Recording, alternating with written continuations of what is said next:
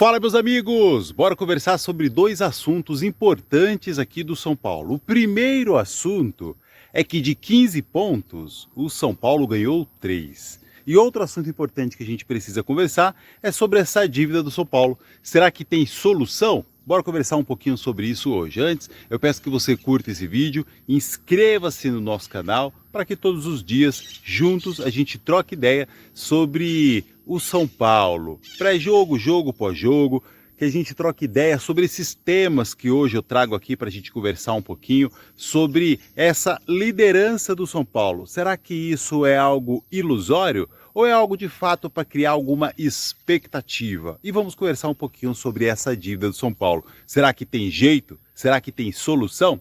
Bora lá, vamos conversar um pouquinho. O São Paulo, de 15 pontos disputados, ganhou 13, e isso é muito positivo. O São Paulo está na liderança do Campeonato Brasileiro. Ele ganhou quando tinha que ganhar e não perdeu quando até existia uma possibilidade de perder. Isso mesmo. Olha, o São Paulo, ele ganhou do Flamengo e de fato ele tinha que ganhar. Por mais que fosse a força do Flamengo, aquele jogo do São Paulo, ele tinha que ganhar porque era em casa. Então o São Paulo tinha que pelo menos empatar aquele jogo e conseguiu ganhar, e ganhou de virada. Então ali foi uma baita vitória. Agora algo tem que ser dito. O Crespo, que quando ele saiu do São Paulo, começam a vir aí algumas coisas à tona, né? Ele foi embora do São Paulo e criou-se aí uma celeuma, né? Ficou aí muita gente mimizenta, reclamando que queria o Crespo e etc. A verdade é que dizem algumas coisas a respeito do Crespo no São Paulo. Eu estou falando isso porque isso tem a ver também com essa liderança do São Paulo. E por isso que a direção do São Paulo não via perspectiva de melhora nesses dois aspectos que eu vou citar aqui também hoje. Olha que lambuja, hein? É o seguinte, fala-se muito da forma como ele treinava ou deixava de treinar a equipe. Que diferente de outros técnicos, como o próprio Zubeldia, como é o Roger Machado atualmente e como ele fazia nos outros clubes, tantos outros técnicos como o Dorival Júnior, por exemplo, que o Crespo, ele na hora de treinar, na verdade ele era ausente dos treinos, ele não era tão intenso nos treinos, não era tão próximo dos jogadores como deveria ser. Essa é a grande verdade que veio à tona essa semana. E outras coisas também vêm à tona, né? Para que essas coisas deixem de vir à tona, basta o São Paulo engrenar aí com mais vitórias, aí essas coisas elas acabam não criando assim tanto burbúrio, as pessoas não falam muito sobre isso. Mas o que mais afetou e influenciou na saída dele do São Paulo foi a questão de ele treinar o time, mas com uma certa displicência, um pouco a distância do time.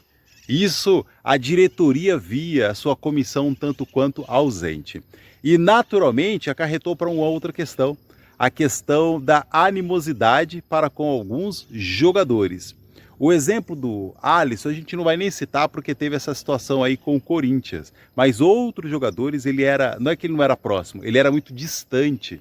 E ele manteve esse distanciamento e isso é ruim para a temporada. Então até agora podemos dizer que deu certo. Mas o que a diretoria percebeu é que isso tinha um prazo. Isso logo logo ia vir à tona. E aí outros jogadores, porque jogador em geral, ele toma partido do jogador. Por melhor que seja o técnico, por exemplo, uma relação como é o caso dele com o Caleri. Mas os outros jogadores não tinham essa mesma relação. E claro que quando um treinador sai de um clube, por talvez essa questão aí de não ter uma cumplicidade, ser tão próximo do jogador, quando ele sai, sempre ele vai ter um ou outro jogador que é próximo, mas não são todos, ele não é unanimidade. E o Crespo não era unanimidade. Daí a diretoria de São Paulo viu isso e percebeu que isso aí não ia dar certo a longo prazo para o restante da temporada. Não bastasse ele não ser próximo de alguns jogadores, ele também não era tão próximo assim da diretoria, dos mandatários do São Paulo. Aí não teve jeito, é rua mesmo. Dito isso, isso influenciou demais para sua saída. E daí veio o Roger Machado.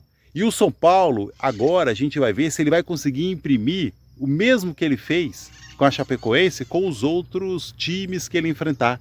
Porque o próprio jogo do Crespo, eu já comentei aqui no canal, ele não conseguia jogar de maneira organizada.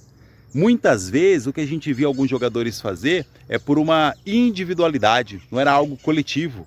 Vide o exemplo do Marcos Antônio, que se destacou sozinho nesse time. E aí ganhou o título aí de a nomenclatura de motorzinho do time. Claro, ele se destacou demais, porque outros jogadores estavam deixando de fazer a sua. O interessante, o ideal, e na Europa funciona assim, é que todos acabam tendo um grau de protagonismo. E no São Paulo, visto a bagunça que estava, tanto em campo quanto fora de campo, claro que um jogador iria se destacar. É que geralmente quem se destaca é um atacante que marca gol e etc. E no São Paulo os atacantes estavam deixando a desejar, vamos dizer assim, mas com exceção do Lucas, todos já estão voltando, né, à boa forma, né?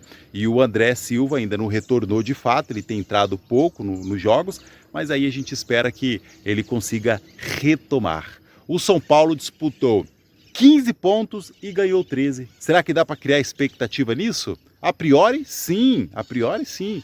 Porque se o São Paulo fizer o que fez com esses times de menos expressão, os times menores, a verdade é que dá para acreditar, sim, que o São Paulo vai seguir adiante na liderança do Campeonato Brasileiro.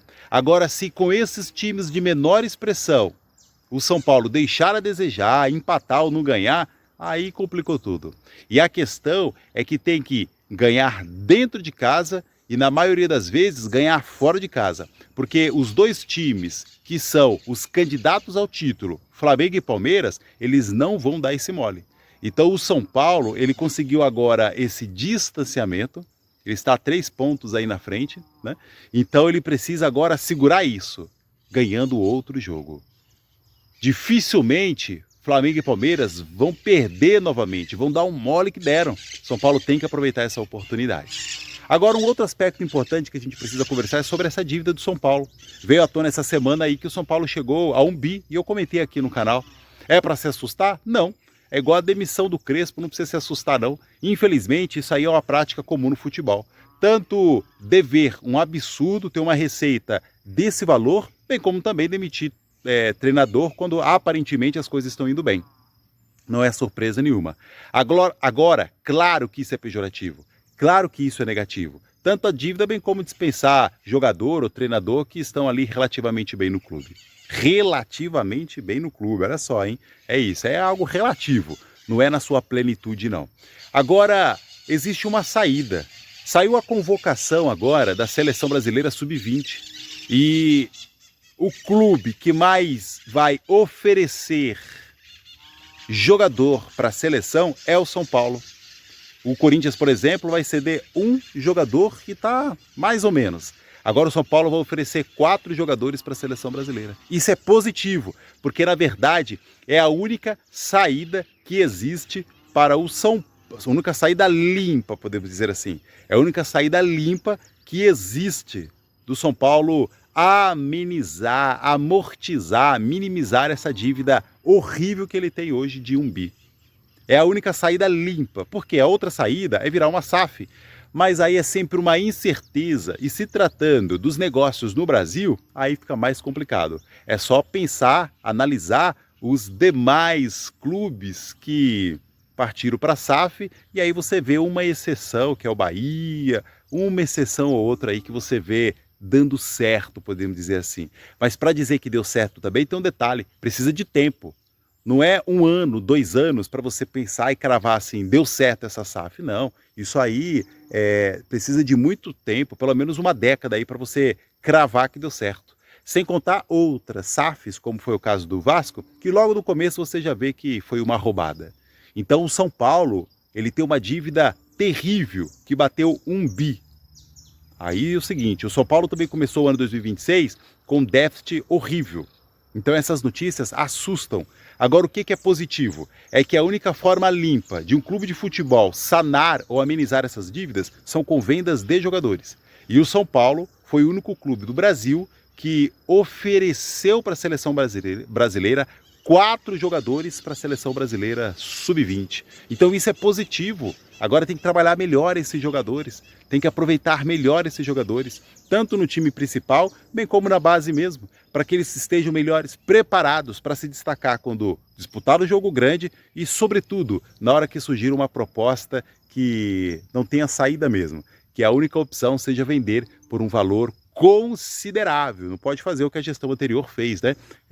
Sair liberando jogadores assim. Olha, vendeu tanto jogador a preço de banana e ainda assim nem os jogadores pagavam aquilo que deveria.